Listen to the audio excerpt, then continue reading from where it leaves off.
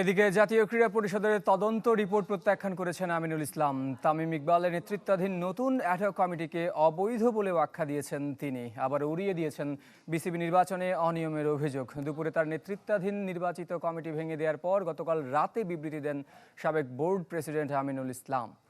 বিসিবির মতো স্বায়ত্তশাসিত প্রতিষ্ঠানের নির্বাচন নিয়ে এনএসসি তদন্ত ক্ষমতা নিয়ে প্রশ্ন তোলেন তিনি, যাকে আইসিসির নিয়ম বিরুদ্ধ বলেও দাবি করেন। সেজন্য বিষয়টি নিয়ে হস্তক্ষেপ কামনা করেছেন আইসিসির।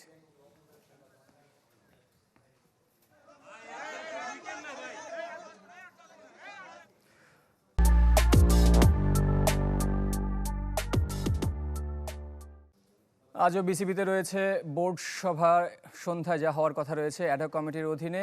সেই বিষয়ে আমাদের আরও তথ্য জানাতে এই মুহূর্তে মিরপুর থেকে যোগ দিচ্ছেন সহকর্মী ইকরাম হুসাইন। ইকরাম, গতকালকে একটা সভা হয়েছে, আজকে একটা হওয়ার কথা রয়েছে। বেশ কিছু প্রেশার তামিম ইকবালের অ্যাডহক কমিটিকে পোহাতে হবে। 3 মাসের মধ্যে নির্বাচন, ঘরোয়া লীগ স্থবির হয়ে রয়েছে। পাশাপাশি আইসিসির হস্তক্ষেপ কামনা করেছেন আমিনুল ইসলাম বুলবুল। কোন কোন বিষয়গুলো আজকের এই সভায় উঠতে পারে?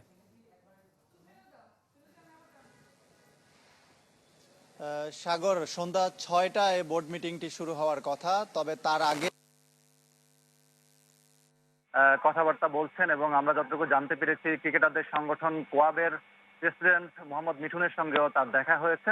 নিশ্চয়ই ক্রিকেটারদের কাছ থেকে ক্রিকেটারদের যে চাওয়া কিংবা ঢাকা প্রিমিয়ার লিগের ব্যাপারেও হয়তো বা কথাবার্তা হয়েছে। তবে তামিম ইকবাল যে স্ট্যান্ডিং কমিটিগুলো আছে বিসিবির, সেগুলো কিভাবে আসলে বন্টন করবেন কিংবা তার প্রাধান্য কি হবে, সামনে কি চ্যালেঞ্জ, সেগুলো নিজে নিজে ঠিক করছেন। সেগুলো আজকের বোর্ড সভায় সেগুলো তুলবেন এবং সেগুলো পাশ হবে।